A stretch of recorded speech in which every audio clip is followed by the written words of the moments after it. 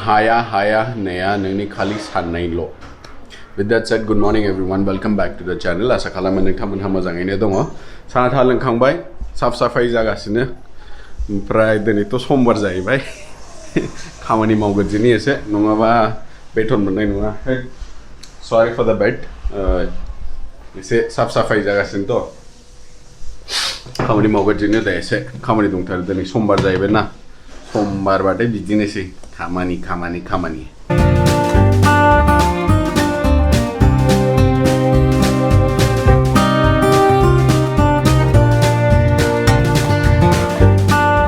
देले खामानियाथ' जाबाय थागोन नै नोमबाजिया स्टार्ट खालामबाय ओंख्रि संनाय.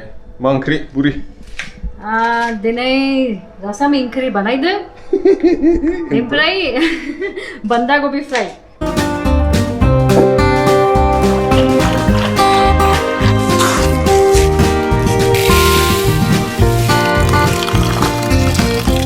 नै COVID-19 आव एसे पजिटिव निउज ओंखारदों दामानि. मोननै मेडिसिन्सआ बिराद पजिटिव रिजल्ट्स देखायगासिनो पेशेन्ट्सफोरनि उपराव.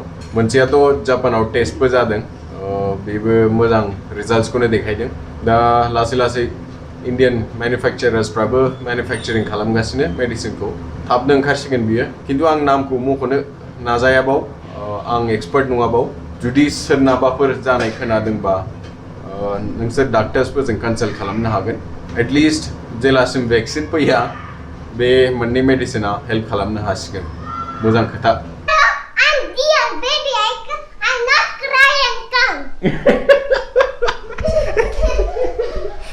आजला दाबानि लोगोफोरजों गेलेनो मोननायखाय गोगोम खुसिखा.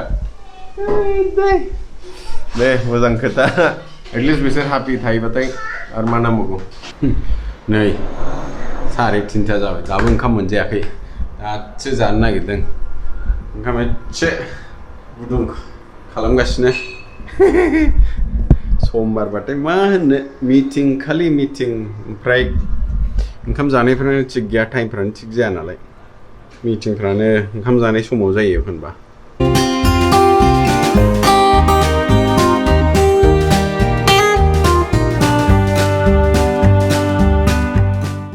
खुनुरुखुम ओंखाम जाखांबाय लेटारनिफ्राय हाबोबाय. ओमफ्राय आं मोनसे खोथा सावरायनो नागिरदों नोंथांमोनाजों. बे जाहैबाय कमिउनिकेशननि उपराव.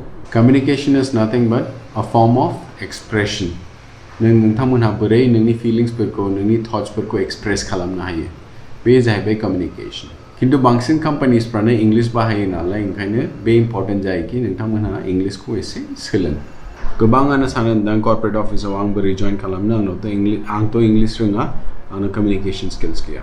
बे खोथाया नङा. खिन्थु कमिउनिकेशननि इम्पर्टेन्सखौ नोंथांमोनहा बुजिनांगौ. There R 195 कान्ट्रिज in the world.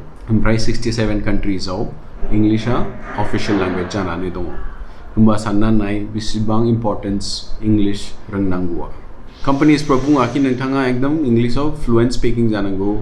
नोंनाव जुदि एभारेज इंलिश स्पोकेन एबिलिटि दङबा, if you can put your thoughts together, नोंनि साननायफोरखौ मोजाङै स्टोरी बोर्ड खालामनो हायोबा नोंहा जेबो सिन्था गैया. नोङो आरामसे दिनैनि नों कर्परेट वर्ल्डआव हाबनो हायो. खिन्थु बिसोर मोननै जिनिसाव खामानि मावनांगोन.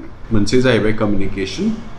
नोंनि थट्सआ क्लियर जानांगोन. प्लास नोङो सासे साबजेक्ट मेटार एक्सपार्ट जानांगोन. दिनै कम्पानिसफ्रा मा खालामगासिनो, आं जुदि मोनसे बिजनेस सालायोब्ला प्रसेस सालायोबा आं 200नि जायगा 7जों सालायनांगोन. अट'मेसन खालामो जेरावबो. अट'मेसन खालामनाया जाहैबाय मोनसे खामानिखौ अट'मेट खालामनानै आं बेखौ 5 जनजोंनो सालायगोन. बेफोरबायदि बिजनेस स्ट्रेटेजि जाहैबाय जेरावबो. आं जेसेबां मेन पावार खम खालामनो हायो इसिबां आंना प्रफिट थागोन आरो इसिबां आंनि कम्पानिनि थाखाय मोजांबो. नों खालि मोनसे फिल्डआव एक्सपार्ट जानानैल' जाया. खिन्थु बेनि लोगोसे दानि इन्डास्ट्रिया मा गोदान टुल्स एन्ड टेक्न'लजिस बाहायगासिनो बेफोरखौबो नोंथांमोनहा एसे रिसार्च खालामनानै नाय. ओमफ्राय बेफोरखौ नोंनि स्टाडिजजों इनक्लुड खालामफानो नाजा. होमबा मा जाहैगोन, नोंनाथ' साबजेक्ट मेटार एक्सपार्ट जाहैखाबाय नोङो. प्लास नोङो दानि कारेन्ट इन्डास्ट्रियाव बे जबखौ मावनो थाखाय नोङो मा टुल्स बाहायो बावबो एक्सपार्ट जागोन नोंथाङा.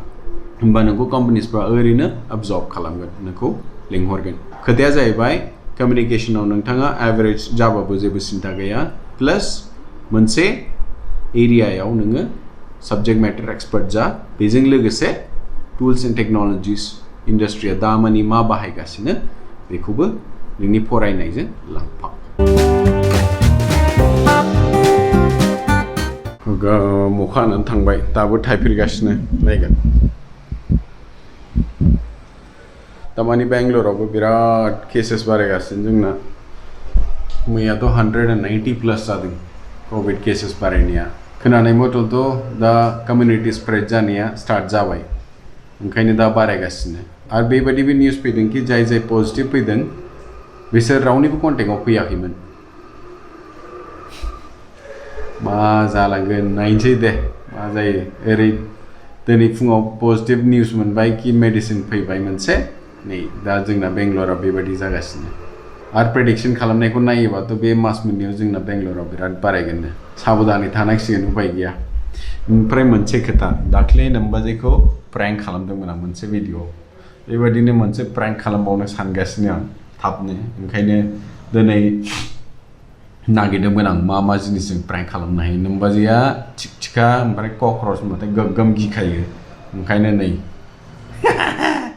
बेखौ बिहरनानै मोनसे बर्थनाव दोनगोन आं ओमफ्राय नायगोन बिनि रिएक्सना माबायदि जायो एसे मस्ति खालामनि मस्ति खालामनांगौलै गेजेर गेजेर मस्ति खालामनांगौ नङाबा लाइफआ बरिं जालाङो दाथ' बायहेरायावबो थांनो मोना मानो मोना आरामसे न'आवनो मा खालामनानै मोजाङै थानो हायो नोंथांमोना बेखौनो खालाम नोमबाजैयाबो बिजिथार साहा मोनलोंगोन ना मोनलोङाथाय सोंनि आसोलनाव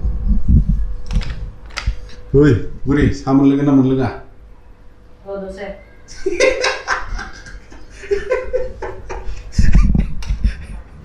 ए जल्दी रे चाय पीने का मन कर रहा है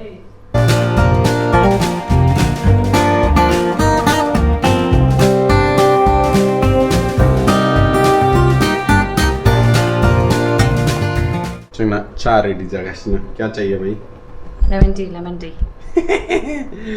लेमन टी सामफ्रामबो बेलासियाव 15 मिनिटल'सो मोनसे मिटिं दंबावोलाय हाला लां दिनै समबारबाथाय बिदिनोसै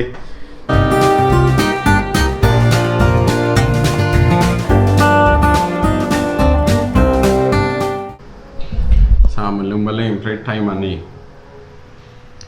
5:21 जाबाय 9 मिनिट दं साहा लोंनानै मोनसे मिटिं खालामनानै दिनै दिनखौ खतम खालामसै दे होमबालाय दिनैनि भिडिअखौ बावनो एन्ड खालामनाय जासिगोन लोगोफोर नोंथांमोना जुदि भिडिअखौ मोजां मोनदोंबा लाइक खालामदो चेनेलखौ साबस्क्राइब खालामदो आरो लोगोफोरजों शेयार खालामनो दाबाव until the next one take care bye bye गाबोन लोगो मोनफिनसिगोन दे